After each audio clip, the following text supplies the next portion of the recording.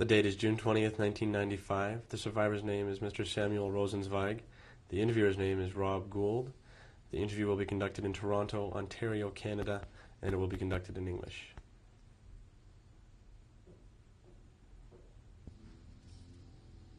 The date is June 20th, 1995. This is Mr. Samuel Rosenzweig, the survivor, and I am Rob Gould, the interviewer. The interview will take place in Toronto, Ontario, Canada, and it will be conducted in English.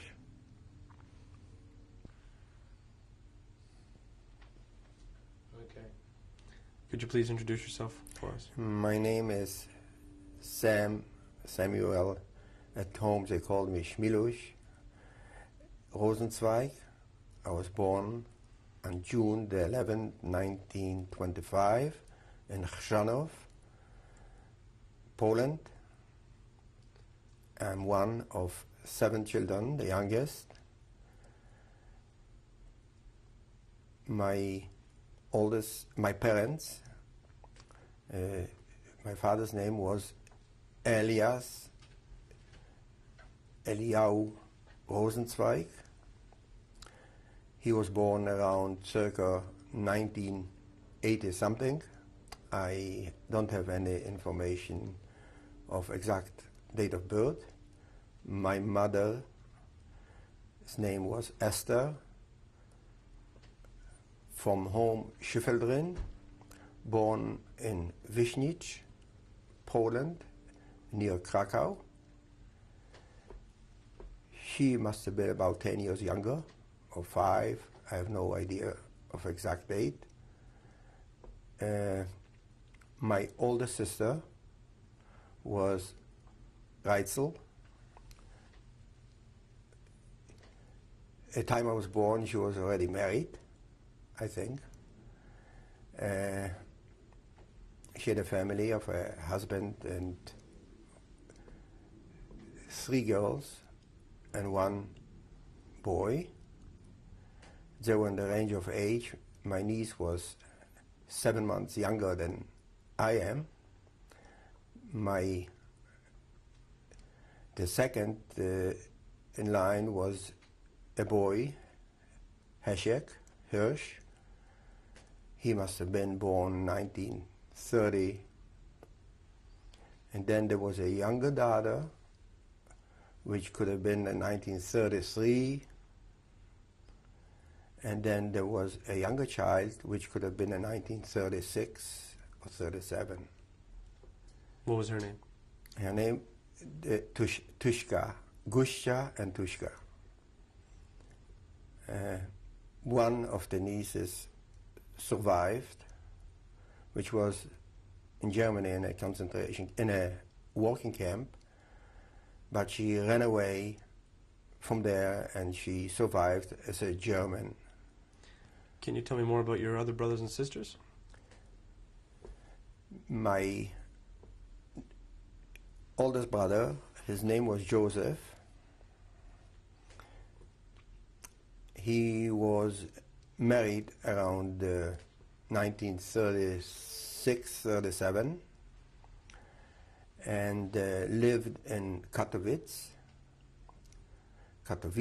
in Polish, and he had a wife from Dąbrowa near Tarnów, that was deeper in Poland.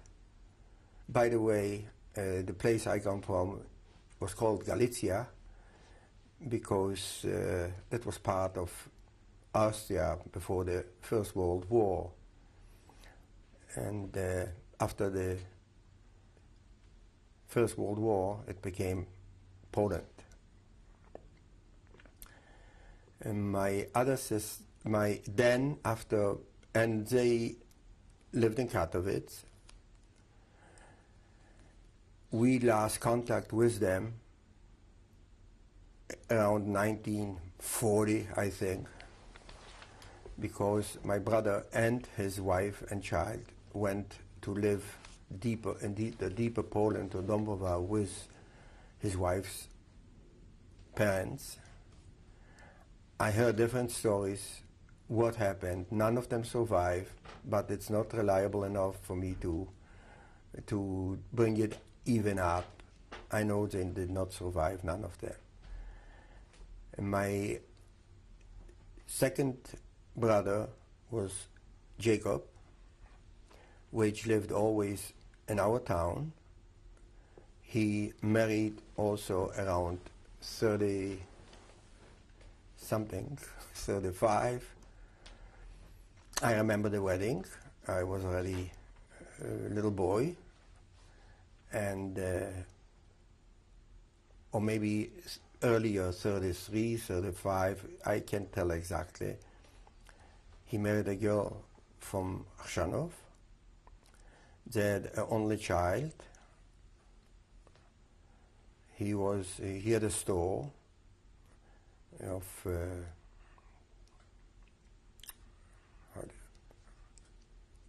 how do you call it? Teppich, you know. It's okay. It doesn't. He had a store, and he was making a good living. And they also did not survive.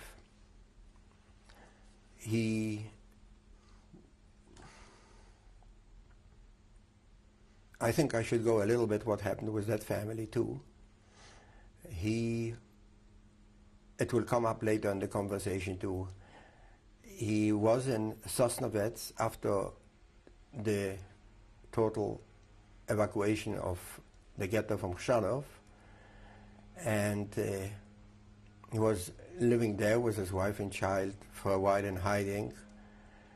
He was picked up by the Jewish police in the ghetto, and his wife and child was behind.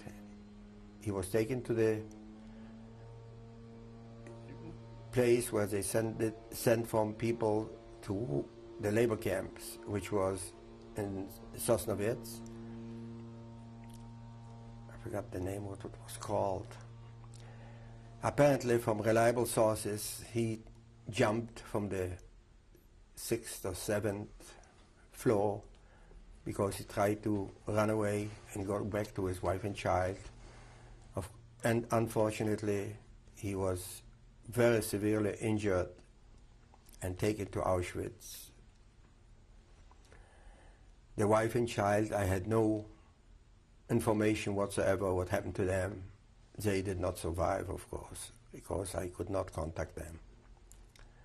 Then I had my next was my younger brother, my older brother, but the youngest of the brothers. His name was Solomon.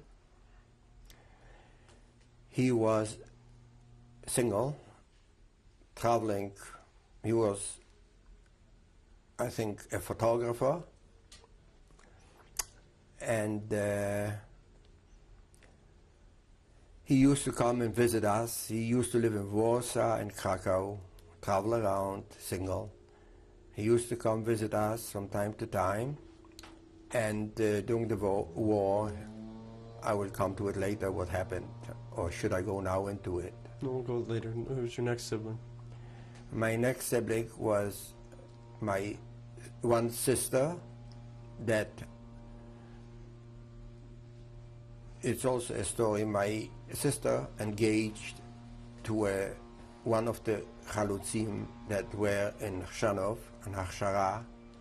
His name was Chaim Kempler, and they got engaged. He had to go to the Polish army after the engagement because he had to become official. He tried to get away from going to the army, so he was in another city, coming from Bochnia actually, and once he had to go legal, he had to go and serve the army in order to be legal and not to face any prosecutions for deserting or not going to the army. And 1939, when the war broke out, he was in the army fighting in Warsaw. When Warsaw capitulated, part of the capitulation arrangement was that they let all the soldiers go home rather than take them into the POW camps. POW camps. He came, we were then in Krakow, he came and he said he comes back only for my sister and he is going to run away to Russia because he will not stay here. Of course, it was a big tragedy. She didn't want to go, stay with the family. Parents told her, you go where your husband goes. They married off and they went, smuggled themselves through Poland to Russia, and they survived. They have 2 children. In Israel, they are now. They came around 1956 or 7 to live in Israel from Poland. Then I had a younger sister, which was the youngest, and from the sisters, her name was Sarah. With that sister I had the closest connection because I came the closest to her during the war, especially. She was in the Mizrahi movement, and her story is also a sad one, which I will come later to it in my conversation. She was married during the war without seeing her husband in order so she should be able to stay in town rather than be taken to camp. However, it didn't work out. I think there I finish giving the closest of my families. I'm not going into cousins, aunts, and so on, which a lot of them, most of them, did not survive. All I have left in my family around the world is maybe 5 cousins. Some of them live in New York, some of them live in Israel, and maybe it goes up to 8 or 10, but basically that's all I have left of my family. How many would you say was the family before the war? Our family before the war, depends how far I go. If I want to go to immediate family, I had no grandparents anymore because I was the youngest child, very late born. I was also too young to know my families that close. All I know that my mother had 3 sisters, which I visited almost every year with my father when we used to go to Krakow once a year at least. I would say and I had also many other cousins and aunts from the mother's side and uncles, which I never met. Also from my father's side, there was family. One of the brothers apparently used to live in Merisch Ostrau.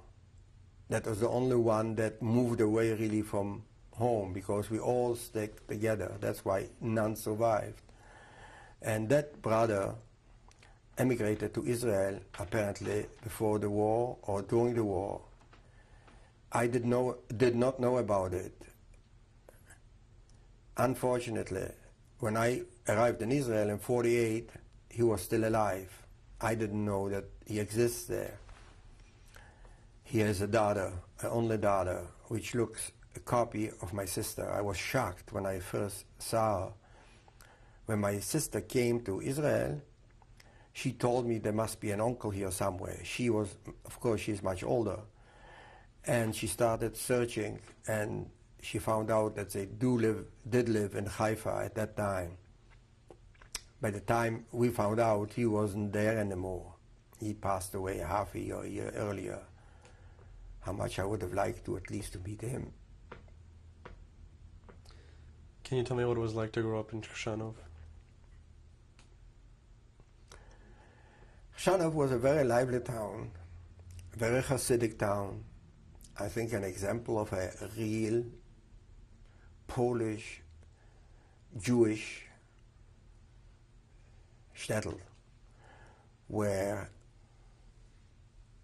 we had about 15,000 to 20,000 Jewish people, which was the majority. It was in the south southwestern corner of Poland, between Katowice and Krakow. It was a very big commercial city, a lot of trade with Germany and also Poland. And it was a prosperous town. As far as education is concerned, I finished 7 grades of public school. When the war broke out, 1939, that year I finished my 7th grade and could not continue any further in my education. The town itself, in my childhood, what I remember, we had at home only my parents and one brother, Yakov, which married early enough, he moved out of the house, and 2 sisters. The others were out of the house already. They were older than I was. My niece is 7 months younger than I said that already, I think.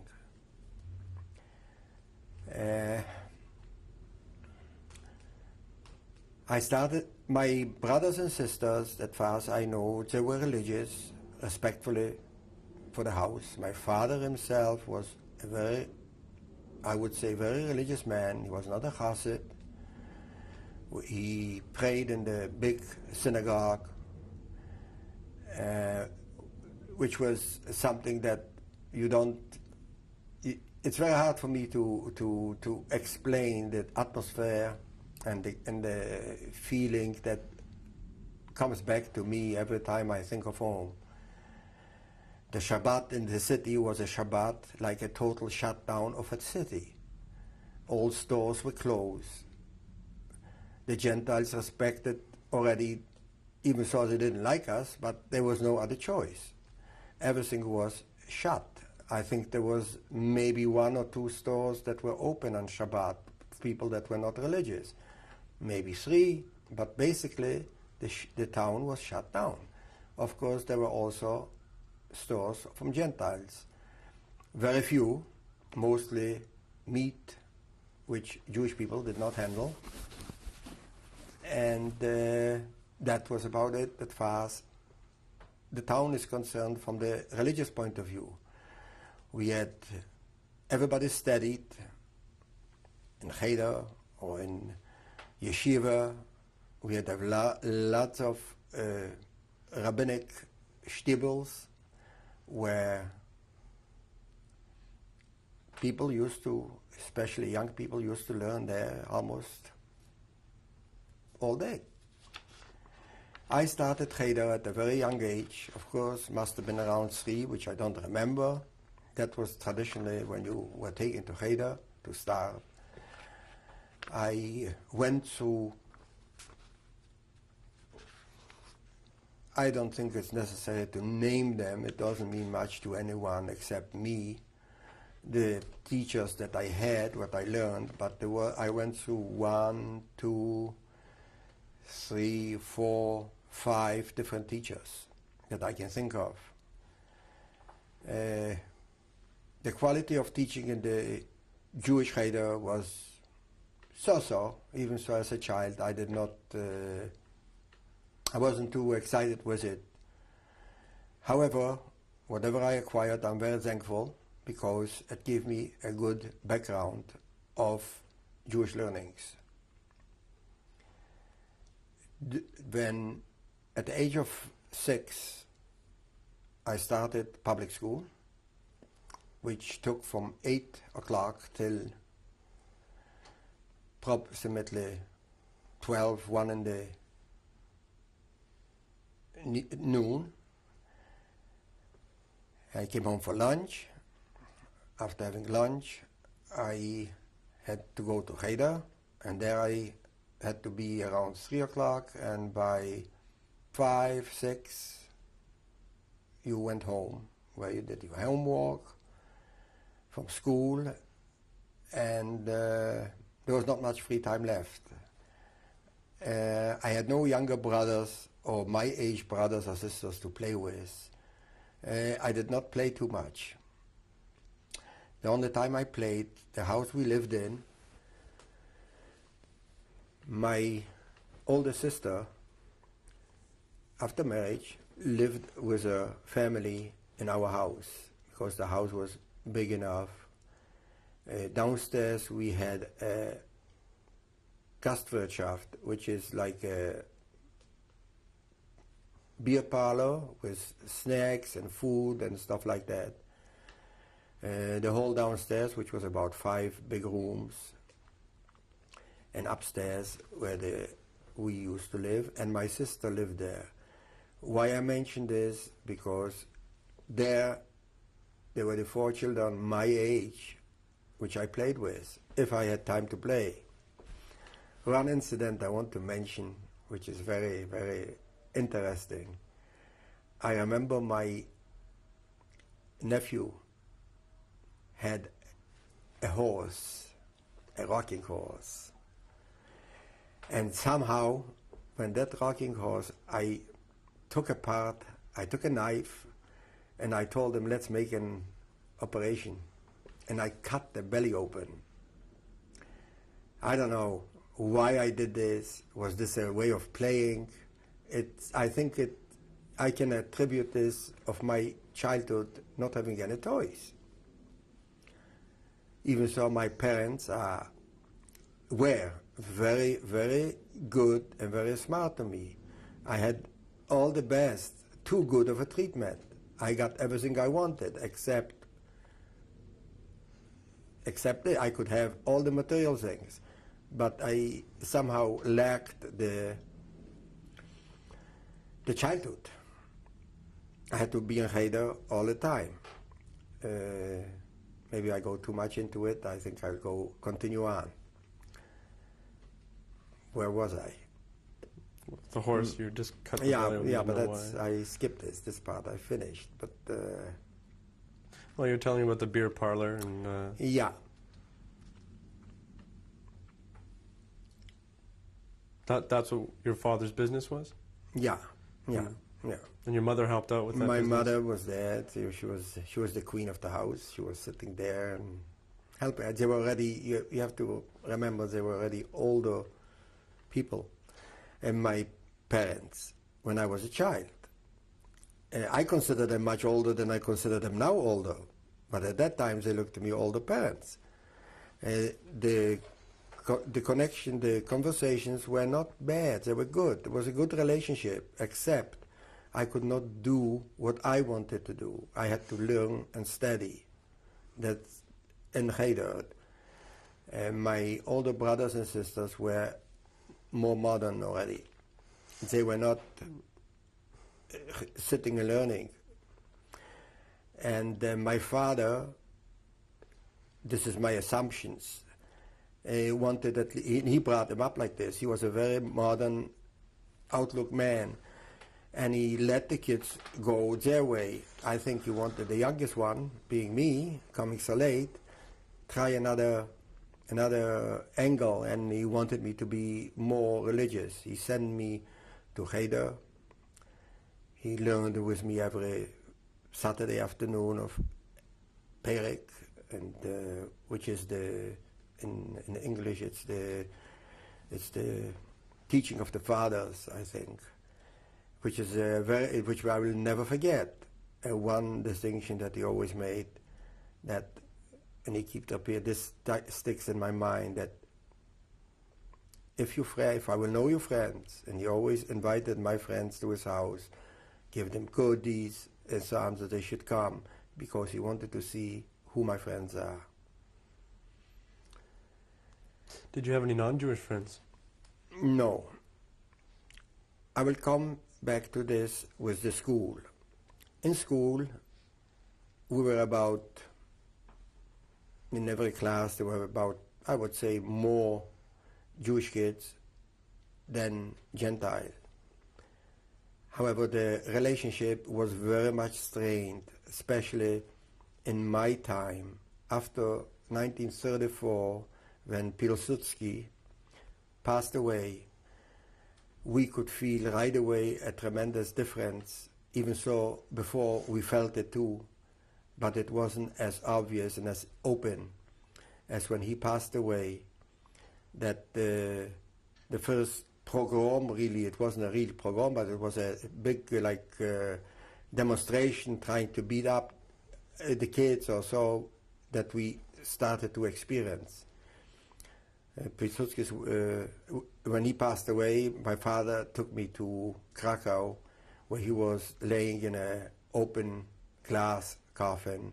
I will also never forget the face, because that was a period of time apparently where we had easier without being so fearful of the Poles.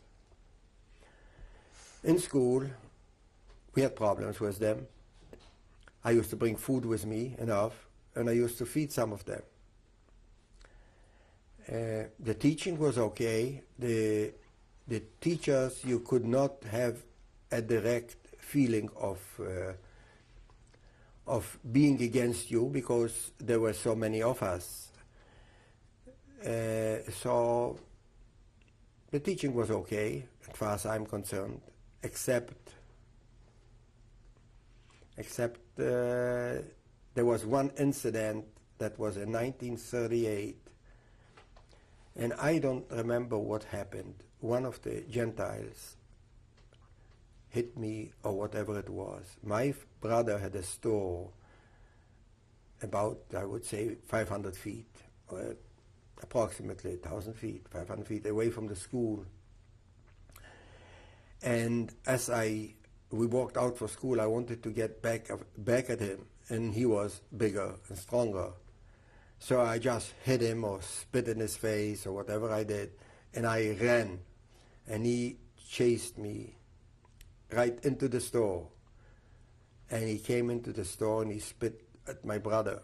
And my brother just took after him and it was in the middle of it was a main street, and he fell. That other guy fell. That was already in 6th or 7th grade. That was right before, and right away the Poles started to come around and circle and they start. Anyway, he beat them up. My brothers, they were very strong, and this I remember. It's a very, very sad thing what happened. That reflects how we felt as kids. The Poles beat up your brother? No, my brother beat up 2 or 3 of them. Oh. And the police came in and they separated them.